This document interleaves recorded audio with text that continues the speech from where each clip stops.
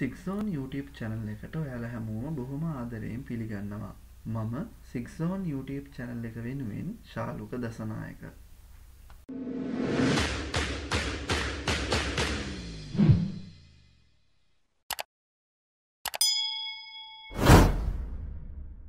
සාමාන්‍ය පෙළ විභාගයේ ගණිතයේ විෂයට මුහුණ දෙන්න බලාපොරොත්තුෙන් ඉන්න කෙනෙක් නම් ඔයාට වැදගත් වෙන කරුණු ටිකක් තමයි මම මේ වීඩියෝ එකේදී සාකච්ඡා කරන්නේ. ගණිතයේ විභාගයට යන්න කලින් ඔයා මතක තියාගන්න ඕන කරුණු කිහිපයක් ගැන මම මේ වීඩියෝ එකේදී ඔයත් එක්ක සාකච්ඡා කරනවා. හැබැයි මම මේ වීඩියෝ එකේදී ජ්‍යාමිතික කරුණු කිසිවක් සාකච්ඡා කරන්නේ නැහැ. ජ්‍යාමිතික කරුණු ඇරුණාම මතක තියාගන්න ඕන කරුණු කිහිපයක් ගැන තමයි මම මේ වීඩියෝ එකේදී ඔයත් එක්ක සාකච්ඡා කරන්නේ. හොඳයි. අපි මුලින්ම බලමු තල රූපයක පරිමිතිය සහ වර්ගඵලය හොයන ක්‍රම ගැන.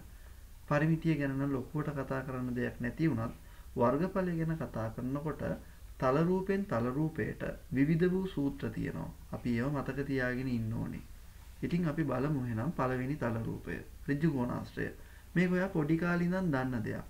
මෙයාගේ වර්ගඵලය හොයන්නේ දිග පළලින් වැඩි කරලා. ඊළඟට ත්‍රිකෝණي. ත්‍රිකෝණික වර්ගඵලය ඔයා කුඩා කාලේ ඉඳලම ඉගෙන ගන්න දෙයක්. ත්‍රිකෝණික වර්ගඵලය හොයන්නේ භාග්‍ය වැඩි කිරීම, ආධාරකයේ වැඩි කිරීම, ලම්බෝස කියන මෙන්න මේ සූත්‍රයෙන්. එතකොට මේ ත්‍රිකෝණයේ ආධාරකයේ විදියට හැසිරෙන්නේ A, ලම්බෝස විදියට හැසිරෙන්නේ H.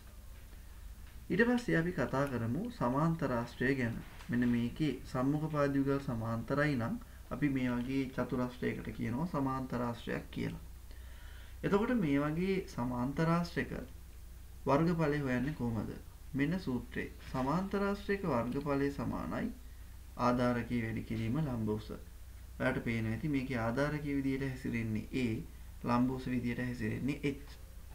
එතනින් පස්සේ අපි යමු ට්‍රැපීසියම කියන තල රූපෙට. ට්‍රැපීසියමක තියෙන විශේෂත්වය තමයි ඒකේ එක සම්මුඛ පාදයුගලක් විතරක් සමාන්තරයි. ඒ කියන්නේ මෙන්න මේයි මෙන්න මෙයයි කියන මෙන්න මේ යුගල සමාන්තරයි. ඒ වගේ ට්‍රැපීසියමක වර්ගඵලය හොයන්න අපිට පාවිච්චි කරන සූත්‍රය තමයි ට්‍රැපීසියමක වර්ගඵලය සමානයි භාග්‍ය වැඩි කිරීම සමාන්තර පාදවල එකතුව වැඩි කිරීම ලම්බෝස. හොඳයි. ට්‍රැපීසියමෙන් පස්සේ මං යන්නේ වෘත්තයට. එතකොට වෘත්තේ නම් අපි පරිමිතිය ගැන කතා කරන්න ඕනේ. වෘත්තේ පරිමිතියට කියන විශේෂණම තමයි වෘත්තේ පරිධිය. එතකොට වෘත්තේ පරිමිතිය හොයන සූත්‍රය වෙන්නේ 2πr.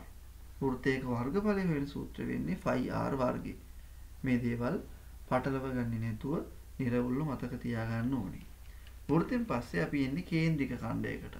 මම මේ කේන්ද්‍රික ඛණ්ඩේ කෝණය ගන්නවා θ කියලා. අරය ගන්නවා සුපුරුදු පරිදි r කියලා.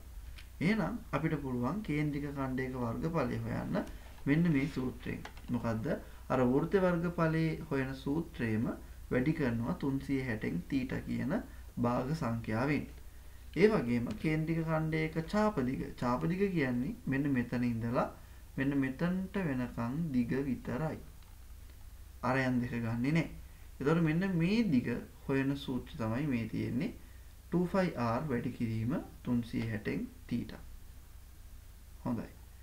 මෙතනින් පස්සේ අපි ඊගාවට යන්නේ ද්විපද ප්‍රකාශන පාඩමේ මතක තියාගන්න ඕන කරුණු ටිකක් ගැන ඔයත් එක්ක සාකච්ඡා කරන්න. දැන් ඔයා දන්නවා තල රූපවල වර්ගඵලය නම් ඇත්තරම මේ ගණන් ගොඩක් හදලා ඉන්න කෙනෙක්ට මේ සූත්‍ර නැවත අමුතුවෙන් පාඩම් කරන්න අවශ්‍යතාවක් නැහැ. මොකද එයාලට දැනටමත් මේවා මතකයි. ගණන් අඩුවෙන් හදපු කෙනෙක් ඉන්නවා නම් අන්න එයාට තමයි මේවා මතක නැතුව ඇත්තේ. ඉතින් මේ වගේ දේවල් පොඩ්ඩක් බලලා මතක් කරගන්න එක එතකොට ඔයාලගේ යුතුයකමක්. හොඳයි. මම එනවා ද්විපද ප්‍රකාශන කියන පාඩමේ මතක් කරන්න ඕන කරුණු ටික මතක් කරන්න. ද්විපද ප්‍රකාශනයක් මෙන්න මේ වගේ ද්විපද ප්‍රකාශනයක් ගත්තොත් ඔයාට පේනවා ඇති මේ තියෙන්නේ ද්විපද ප්‍රකාශනයක වර්ගායිතයක්. එතකොට මේක ප්‍රසාරණය කරන්නත් පුළුවන්. ඒ වගේම මේක කෙටි ක්‍රමයකිනුත් ගන්න පුළුවන්. ඒ කෙටි ක්‍රමෙන් ගන්න විදිය ගැන තමයි මම දැන් මේ සාකච්ඡා කරන්න යන්නේ. කෙටි ක්‍රමයේදී අපිට තියෙනවා මෙන්න මෙහෙම පද තුනක්. මේ පළවෙනි පදයේ විදියට අපි ගන්නෙ මෙන්න මේ A වර්ගේ එන්නේ ඇත්තටම අර අපේ ද්විපද ප්‍රකාශනයේ මුලින් ඉන්න කෙනාගේ වර්ගය. ඒ හින්දා අපි කියනවා පළමු පදයේ වර්ගය තමයි මෙතන මුලින් එන්නේ. ඊළඟට මෙන්න මෙතන තුන්වෙනියට දෙවෙනියට එන කෙනා මං කිව්වොත් දෙවෙනියට එන්නේ මේ A සහ B. ඒ කියන්නේ අපේ ද්විපද ප්‍රකාශනයේ ඉන්න පද දෙක ಗುಣ කරලා ඒක දෙකෙන් වැඩි කරනවා. පද දෙක දෙකෙන් ගුණ කිරීම. බලන්න එතකොට අපිට එනවා 2ab. a b කින් වැඩි කරලා දෙකෙන් වැඩි කරනවා. ඒ විදිහටම තුන්වෙනි පදේ අපිට ගන්න පුළුවන් මෙන්න මේ දෙවෙනියට ඉන්න පදේ වර්ග කරා නම්. ඒ කියන්නේ ධන b ගේ වර්ගය. දෙවන පදේ වර්ගය. ඔන්න ඕක තමයි කෙටි ක්‍රමේ මේ කරුණු ටික මතක තියාගන්න ඕන. දැන් මේකේ ගොඩක් අය වරද්දනවා. මෙන්න මෙතන a ඍණ b ගේ වර්ගය තිබ්බ ගමන් සමහරක් අය වරදවා ඒක වර්ග දෙකක අන්තරයක් විදියට දාගන්නවා. ඒක වැරදි. a ඍණ b ගේ වර්ගයේ ඉන්නෙත් මේ වගේම පද තුනකින් යුක්ත ප්‍රකාශනයක්. ඔයාව නම් ප්‍රසාරණය කරලා බලන්න. ඔයාට එයි a වර්ගයේ ඍණ 2ab ධන b වර්ගයේ වගේ එකක් a ඍණ b ගේ වර්ගය කියන ද්විපද ප්‍රකාශනයේ වර්ගායතය ප්‍රසාරණය කළොත්. හොඳයි. අපි දැන් යන්න හදන්නේ ද්විපද ප්‍රකාශනයක ඝන අයිතය ගැන. මේකේ පද එන විදිය මම නිකන් පොඩ්ඩක් මතක් කරන්නම්. නමුත් මේකේ ගොඩක් ගණන් ඔයා හදලා තියෙන්න ඕනේ. මේ කෙටි ප්‍රශ්න වගේ දේවල් එන්න පුළුවන් සාමාන්‍ය පෙළ විභාගේ. එතකොට ඒ වගේ දේවල් වලට මුහුණ දෙනකොට මේකේ ටිකක් හොඳ හැසිරවීමක් ඔයාගෙන් බලාපොරොත්තු වෙනවා. දැන් ඔයාලට පේනවා ඇති මෙතන මේ එන පද එන පිළිවෙලක් තියෙනවා. මේ පිළිවෙල තමයි ඇත්තටම මේ a ගෙන් පටන් ගත්තාම මුලින්ම එන්නේ a ගේ තුන්වෙනි බලේ. ඊට පස්සේ බලන්න a ගේ දෙවෙනි බලේ. ඊට පස්සේ a ගේ පළවෙනි බලේ. එතකොට බලේ එකින් එක අඩු වෙලා තියෙනවා. අඩු වෙලා අන්තිම පදේ වෙනකොට a අකුරක් නැහැ. ඊට පස්සේ මේ පැත්තෙන් නම් පටන් ගත්තාම b ගේ තුන්වෙනි බලෙන් පටන් අරගෙන බලන්න මේ පැත්තට අඩු වෙවි යනවා. b කියන්නේ දෙවෙනියට ඉන්න පදේ. එයාගේ තුන්වෙනි බලේ. ඊළඟට එයාගේ දෙවෙනි බලේ. ඊළඟට එයාගේ පළවෙනි බලේ. පළවෙනියට පදයට එනකොට b කෙනෙක් ඉතුරු වෙන්නේ නැහැ. ඔය ටිකට අමතරව ඔයාලට පේනවා ඉතින් මෙන්න මෙතන තියෙන ඝන එහෙම නැත්නම් තුන්වෙනි බලය ආන්නේ තුනෙන් මේ මැද ඉන්න පද දෙකම ගුණ වෙලා තියෙනවා. ඉතින් ඕක තමයි මේ ද්විපද ප්‍රකාශනයක ඝන අයිතය. එහෙම නැත්නම් තුන්වෙනි බලය ප්‍රසාරණය කරාම එන ප්‍රසාරණය. ඉතින් මේක අපිට ලියලා ප්‍රසාරණය කරන්නත් පුළුවන්. මේ කෙටි ක්‍රමයේ පාවිච්චි කරලා ප්‍රසාරණය කරන්නත් පුළුවන්. ඔයා මේකේ a ඍණ b ගේ ඝනේ එතකොට ඍණ a ඍණ b ගේ ඝනේ ඒ වගේ දේවල් ප්‍රසාරණය කරන්නේ කොහොමද කියන එකත් හොයලා බලන්න. හොඳයි. ඉතින් මම මේක ගැන ඊට වැඩිය ඔයත් එක්ක සාකච්ඡා කරන්න බලාපොරොත්තු වෙන්නේ නැහැ. මෙතනින් පස්සේ මම ඔයත් එක්ක සාකච්ඡා කරන්නේ ශීඝ්‍රතාව කියන පාඩමේ තියෙන සූත්‍ර කිහිපයක් පිළිබඳව. ඉතින් ඔයාලා ජනප්‍රියව දන්නවා විද්‍යාවෙදිත් මේක ඉගෙනගෙන ඇති වේගය. වේගය සමානයි දුර බෙදීම කාලය. ඒ වගේම පරිමා ශීඝ්‍රතාව. මේකෙදි කරන්නේ පරිමාව බෙදනවා කාලයෙන්. එතකොට පරිමා ශීඝ්‍රතාවයේ ගැටලු වෙනකොට අපිට මිලිලීටර් සහ ඝන සෙන්ටිමීටර අතර තියෙන සම්බන්ධය අපි දන්නවා ඝන සෙන්ටිමීටර එකක් මිලිලීටර් එකයි. ඒ වගේම ඝන මීටර් සහ ලීටර් අතර තියෙන සම්බන්ධය අපි දන්නවා ඝන මීටර් එකක් ලීටර් 1000යි. අන්න ඒ වගේ ගොඩක් කරුණු මේ පරිමා ශීඝ්‍රතාව කියන කොටස ඇතුලේ තියෙනවා. එතකොට වේගය ඇතුලේ තියෙන කරුණු ටිකක් තව මම කරුණු දෙකක් ඔයත් එක්ක කතා කරන්න. සාමාන්‍ය වේගයේදී අපිට ප්‍රශ්නයක් අමාරු වෙන්න පුළුවන් තැනක් තමයි වේග පරිවර්තනය කරගන්න බැරි වුණොත්. සමහරක් ගණන්වල කලාතුරකින් පැයට කිලෝමීටර වලින් දීලා තියෙන වේග තප්පරයට මීටර වලට හරව ගන්න වෙනවා. තප්පරයට මීටර වලින් දීලා තියෙන වේග පැයට කිලෝමීටර වලට හරව ගන්න වෙනවා. අන්න ඒ දේ කරන්නේ කොහොමද කියන එක ගැන තමයි මම දැන් කියන්න යන්නේ. තත්පරයට මීටර වලින් දීලා තියෙන වේගයක් පැයට කිලෝමීටර වලට හරවන්න නම් ඔයා කෙටියෙන් මතක තියාගන්න ඒ වේගය 5න් 18න් වැඩි කරන්න. උදාහරණයක් විදියට 10යි ms ඍණ 1 කියන එක kmh ඍණ 1කින් හොයන්න නම් ඔයා කරන්න ඕනේ 10යි ms ඍණ 1 5න් 18න් වැඩි කරන්න. එතකොට ඔයාට උත්තරේයි 36යි කියලා. ඒ 36 කියන්නේ පැයට කිලෝමීටර් 36යි. ඕකෙම අනිත් පැත්ත. පැයට කිලෝමීටර වලින් දීලා තියෙන එකක් තප්පරයට මීටර වලට හරවන්න නම් ඔයා කරන්න ඕනේ 18න් 5න් ගුණ කරන්න. නිකන් හිතන්න පැයට කිලෝමීටර 72ක් කියන්නේ තප්පරයට මීටර කීයක්ද කියලා හොයන්න ඔයාට කරන්න තියෙන්නේ 72 18න් 5න් ගුණ කරලා. එතකොට ඔයාට උත්තරේ එයි 72 18න් 5න් ගුණ කරාම තප්පරයට මීටර එහෙම නැත්නම් ms ඍණ 1 20යි කියලා. 20යි ms ඍණ 1. ඉතින් ওই විදිහට ශීඝ්‍රතාව පාඩමේ සූත්‍ර ටික මම ඔයාලට මතක් කළා. මම දැන් ඔයත් එක්ක සාකච්ඡා කරන්න යන්නේ ප්‍රස්ථාර පාඩමේ මතක තියාගන්න ඕන කරුණු කිහිපයක් ගැන. සරල රේඛීය ප්‍රස්ථාරයක ඛණ්ඩාංක ලක්ෂ දෙකක් දීලා තියෙන වෙලාවේදී ඒකේ අනුක්‍රමණය හොයන්න ඔයා දැනගෙන ඉන්න ඕනේ. ඒකට ඔයාට මෙන්න මේ සූත්‍රය පාවිච්චි කරන්න පුළුවන්. අනුක්‍රමණය සමානයි y ඛණ්ඩාංක වෙනස බෙදීම x ඛණ්ඩාංක වෙනස. ඒ වගේම ඔයා මේ ප්‍රස්ථාර පාඩමේදී මතක තියාගන්න ඕන තවත් ජනප්‍රිය ආකෘතියක් තියෙනවා. ඒක තමයි ඔයාට වක්‍ර ප්‍රස්ථාරය ඇඳලා දීලා තියෙනවා නම් ඒ වක්‍ර ප්‍රස්ථාරය දිහා බලලා ඔයාට ඒ වක්‍ර ප්‍රස්ථාරයට අදාළ ශ්‍රිතයේ සමීකරණේ ලියන්න පුළුවන් වෙන්න ඕනේ. තවත් විදිහකට කිව්වොත් ඔයාට ප්‍රස්ථාරක තොරතුරු දීලා තිබුණොත් ඔයාට ඒ ශ්‍රිතයේ සමීකරණේ ලියන්න පුළුවන් හැකියාව තියෙන්න ඕනේ.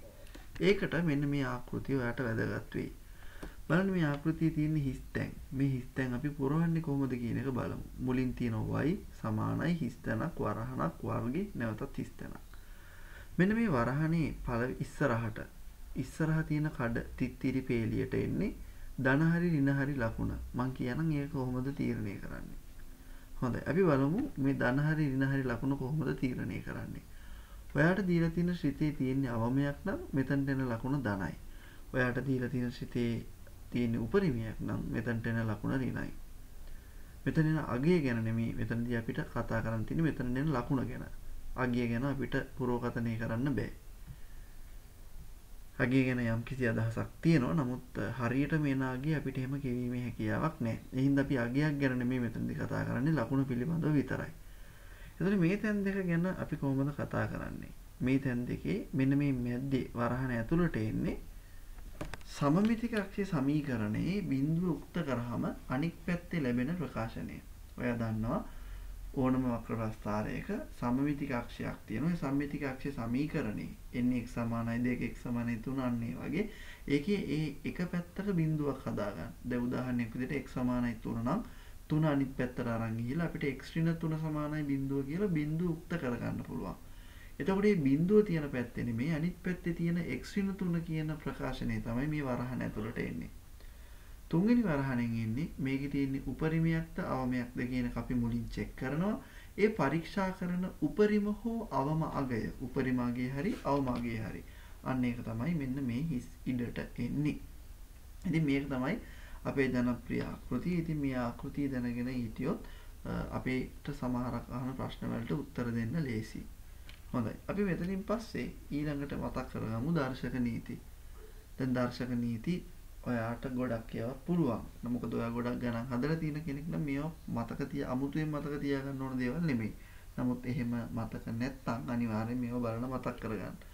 එතකොට දර්ශක නීති පළවෙනි දර්ශක නීතිය. පාද සමාන බල ගුණ වෙනකොට දර්ශක එකතු වෙනවා. දෙවෙනි දර්ශක නීතිය. පාද සමාන බල බෙදෙනකොට දර්ශක අඩු වෙනවා. හැමතිස්සෙම මතක තියාගන්න උඩ දර්ශකයෙන් යට දර්ශකය තමයි අඩු වෙන්නේ. බලයක බලයේ අවස්ථාව මේ වගේ වෙලාවට වෙන්නේ මෙන්න මේ දර්ශක දෙක ගුණ වෙනවා. ඊට පස්සේ අපි බලමු ඍණ දර්ශක. ඍණ දර්ශකයක් ධන දර්ශකයක් කරන්න නම් අපි අර බෙදීමේ ඉරෙන් ඉහළට හෝ පහළට ගෙනියන්න වෙනවා. අපි දන්නවා මේ බෙදීමේ ඉරෙන් ඉහළට හරි පහළට හරි ගෙනියනකොට ඕනෑම දර්ශකයක තියෙන ලකුණ ප්‍රතිවිරුද්ධ වෙනවා. හරියට මෙන්න මේ ඒ ඍණ 7 පල්ලෙහාට ගෙනියද්දී ඒවල ධන 7 වුණා වගේ. මේ උදාහරණෙනුත් ඒක පැහැදිලි. බලන්න යට ඉන්න ඒ ඍණ 7 උඩට ගෙද්දි එයාගේ ඍණ 7 තිබ්බ ඍණ ලකුණ මාරු වෙලා ධන ලකුණක් වුණා. මෙතනත් එහෙමයි. B ඍණ 3 ඍණ ලකුණ පල්ලෙහාට එනකොට ධන ලකුණක් බවට පත් වුණා. එතනින් පස්සේ බලන්න මෙන්න මේක. ඒවල පහෙන් එකයි. මේ තියෙන්නේ භාගීය දර්ශක. අපි දන්නවා භාගීය දර්ශක අපිට මූල ලකුණක් සහිතව ඉදිරිපත් කරන්න පුළුවන්. එතකොට මේක තමයි යාගේ මූල ලකුණ සහිත නිරූපණය. ඒවල පහ මූලය කියලා කියන්නම්කො මං. මේ තියෙන්නේ මූලේ කොක්ක උඩ දානවා පහ. හොඳයි. මෙතනින් පස්සේ අපි යමු ලඝු නීති වලට. ලඝු නීති කිහිපයක් තියෙනවා. ඔයා මතක තියාගන්න ඕන. අපි දන්නවා සාමාන්‍යයෙන් පාද සමාන ලඝු ගණක දෙකක් එකතු වෙනකොට උත්තරයට එන ලඝු ගණකේ අපි ගන්නෙ පාදේ වෙනස් වෙන්නේ නැහැ. නමුත් අර එකතු වෙච්ච ලඝු ගණක දෙකේ තියෙන සංඛ්‍යා දෙක ගුණ වෙනවා. ඒකෙම ලඝු ගණක දෙකක් අඩු වුණොත් පාද සමාන ඒකේ පිළිතුර ගන්නෙ ඒ පාදෙමයි උත්තරයට එන්නේ. ඒ කියන්නේ a මයි ලඝු ගණකයේ සංඛ්‍යා දෙක මොකද වෙන්නේ බෙදෙනවා. b ගෙන් c බෙදෙනවා. ඒ කියන්නේ මෙතනින් ඉන්න කෙනාගෙන් මෙතනින් ඉන්න කෙනා බෙදෙනවා. ඉතින් මේක මතක තියාගන්න ඕන කෙටි ක්‍රමයක් මම කියලා තියෙනවා. මෙන්න මේ වගේ මිශ්‍ර අවස්ථාවක් ආවහම අපිට පුළුවන් මෙන්න මේ වගේ වැඩක් කරන්න. කොහොමද? මෙන්න මේ ධන ලඝු ගණක සංගුණක වල ඉන්න අය ඉරෙන් උඩටත් ඍණ ලඝු ගණක සංගුණක වල ඉන්න අය මෙන්න මෙතන ඉරෙන් යටටත් එනවා කියලා අපිට මතක තියාගෙන ගණන් හදද්දි මේක පාවිච්චි කරන්න පුළුවන්. ඒතකොට ඇත්තටම මේ තියෙන්නේ මෙන්න මේ උඩ කියපු නීති දෙකේ සම්මිශ්‍රණයක්. මේ මිශ්‍රණයේදී අපි කෙටියෙන් මතක තියාගන්නේ ධන ලඝු ගණක සංගුණක නම් තියෙන්නේ ඒවා ඉරෙන් ඉහළට බෙදීමේ ඉරෙන් ඉහළට යනවා උත්තරේ. ඒ වගේම ඍණ සංගුණක නම් තියෙන්නේ පිළිතුරු ලඝු ගණකයේ ඉරෙන් පල්ලෙහාට තමයි ඒ වෙයි සංඛ්‍යා ටික යන්නේ. හොඳයි. ඉතින් ඊගාව ලඝු ගුණය අපි කතා කළොත් පාදයේ සංඛ්‍යාවයි සමානයි නම් අපි කියනවා ඒ ලඝු ගණකයේ වටිනාකම එකයි. ඊළඟට පාදයේ කුමක් වුවත් ඒ ලඝු ගණකයේ සංඛ්‍යාව එක නම් ඒකේ වටිනාකම අගය බිඳුවයි. එතකොට මෙන්න මේ ලඝු නීති සහ ලඝු ගුණ ටික ඔයා මතක තියාගන්න ඕනේ. මෙන්න අවසාන ලඝු නීතිය. මෙන්න මේක 11 ශ්‍රේණී නීතියේ ලඝු නීතිය. ලඝු ගණකයක සංඛ්‍යාවක් බලයක් විදියට තියෙනවා නම් අපිට ඒ බලයේ දර්ශකය මෙන්න මේ වගේ ඉස්සරහට ඇදලා දාන්න පුළුවන්. බලන්න මේකේ n ඉන්නේ බලයක දර්ශකයක් විදියට. ආන්නේ එන්න මම මේ l අකුර ඉස්සරහට ගන්නවා. එතකොට එන්න මෙතනට ඇදලා දාත හැකි. එහෙම ඇදලා දැම්මහම n සහ මේ log කියන එක අතර තියෙන ಗುಣ කිරීම ඒකත් මතක තියාගන්න. ඉතින් ওই කරුණු ටික තමයි ලඝු ගණක කොටසෙදී අපිට කතා කරන්න තියෙන්නේ. ලඝු ගණක වලින් පස්සේ මම සාකච්ඡා කරන්නේ සමාන්තර ශ්‍රේණි ගැන. සමාන්තර ශ්‍රේණි වලත් අපිට මතක තියාගන්න ඕන සූත්‍ර තුනක් තියෙනවා. ඒ එකක් තමයි පද හොයන සූත්‍රය සහ තව සූත්‍ර දෙකක් තියෙනවා පදවල එකතු හොයන සූත්‍ර. ඉතින් පද හොයන සූත්‍රය තමයි tn සමානයි a ධන n වෙන එක වතාවක් d. මම මේකේ පද හඳුන්වලා දෙන්නම්. tn කියන්නේ n වෙනි පදේ, a කියන්නේ මුල් පදේ, n කියන්නේ පද ගණන එහෙම නැත්නම් පදයේ ඉන්න තැන, d කියන්නේ පොදු අන්තරය. පදවල එකතු හොයන්නත් අපිට සූත්‍ර දෙකක් තියෙනවා. එකක් තියෙන්නේ ඇත්තටම අවසාන පදයේ දන්නා විට පමණයි. විශේෂයෙන් මෙන්න මේ දෙවෙනි සූත්‍රේ පළවෙනි එක නම් අවසාන පදේ දැනන් ඉන්න අවශ්‍ය නැහැ. ඒකෙන් අපිට ඕනම් පද ගණනක එකතු හොයන්න පුළුවන්. ඉතින් මේකේ පද ටික මම හඳුන්වලා දුන්නොත් SN කියන්නේ පද n ගණනක එකතුව. මෙතන n කියන්නේත් එකතු කරන පද ගාන. එහෙම නැත්නම් පද ගණන කියන අර්ථය තමයි මෙතනටත් n තියෙන්නේ. A කියන්නේ කලින් වගේමයි මුල් පදේ, D කියන්නේ පොදු අන්තරේ, N කියන්නේ පද එකතු කරන පද ගණන. එතකොට දෙවෙනි සූත්‍රයේ අලුත් අකුරක් තියෙනවා L. ඒ L කියලා කියන්නේ අවසාන පදේ. ඉතින් සමාන්තර ශ්‍රේණි වල ওই සූත්‍ර ටික මතක තියාගන්න. ඕක අනිවාර්යයි. ගණන් හදනකොට ওই සූත්‍ර ලියලා හදන්න පුරුදු වෙන්න. දැන් මම කතා කරන්න යන්නේ ගුණෝත්තර ශ්‍රේණි ගැන. ගුණෝත්තර ශ්‍රේණි කියන්නේ සමාන්තර ශ්‍රේණි වගේමයි. මේකෙත් අර වග්දියටම සූත්‍ර ටිකක් තියෙනවා අපි මතක තියාගන්න ඕන. ගුණෝත්තර ශ්‍රේණි වල පද හොයන සූත්‍රය තමයි tn සමානයි ar n වෙන එක. පද ටික හඳුන්වලා දුන්නොත් tn කියන්නේ n වෙනි පදේ, a කියන්නේ මුල් පදේ, r කියන්නේ පොදු අනුපාතය. පොදු අනුපාතය හොයන්නේ කොහොමද කියන එක මම ටක් ගාලා මතක් කරන්නම්. පොදු අනුපාතය හොයන්නේ පසු පදයේ පෙර පදයෙන් බෙදලා. ඒතර පොදු අනුපාතයේ නියතතර ශ්‍රේණියක් තමයි ගුණෝත්තර ශ්‍රේණි කියන්නේ. අපි කලින් කතා කරේ සමාන්තර ශ්‍රේණි ගැන. සමාන්තර ශ්‍රේණි වල පොදු අන්තරය ඉන්නේ. ඒක තමයි d කියන්නේ පොදු අන්තරය හොයන්නේ පසු පදයෙන් පෙර පදේ අඩු කරලා. හොඳයි. ගුණෝත්තර ශ්‍රේණි වල මෙන්න මේ පසුරු කරනකොට මේ වරහන් අතර තියෙන ගුණ මෙතන a සහ r අතර තියෙන ගුණ කිරීම සමා වෙන වරහන් නෙමෙයි. ඊට අමතරව r තමයි මේ n එක කියන දර්ශකයයි. ඉතින් ඒක ඊට අයිති නෑ. ඉතින් මේ ගණන් හදනකොට පොඩ්ඩක් ඒව ගැන කල්පනාවෙන් ගණන් හදන්න. සමහරක් අය මෙතන දර්ශකයෙන් දෙද්දී a සහ r ව ගුණ කරනවා කියන ආදේශ කරලා ඒක වැරදි. r ව සුළු කරලා ඉවර වෙලා ගුණ කිරීමක් කරන එක තමයි හොඳ. ඒ කියන්නේ r ට දර්ශකයයි ඉති නිසා දර්ශකය අමතක කරලා a සහ r ව ගුණ කරන්න ඔයාට බෑ. හොඳයි. ඊළඟට එකතු හොයන්න පද සූත්‍ර දෙකක් තියෙනවා. එකක් තමයි SN සමානයි ARN වල අඩු කිරීම එක, RN වල බලය අඩු කිරීම එක, බෙදීම R ඍණ එක. දෙවැනි සූත්‍රය තමයි SN සමානයි A එක ඍණ R ගේ n වෙනි බලය බෙදීම එක ඍණ R. ඉතින් මේ සූත්‍ර දෙකෙන් ඕන එකක් ඔයාලට පාවිච්චි කරන්න පුළුවන්. ඕනම සූත්‍රයකම මේ සූත්‍ර දෙකම එක වගේ. මේ දෙකටත් විශේෂ අවස්ථා ටිකක් තියෙනවා. නමුත් ඒ විශේෂ අවස්ථා නොදැන හිටියත් කමක් නැහැ.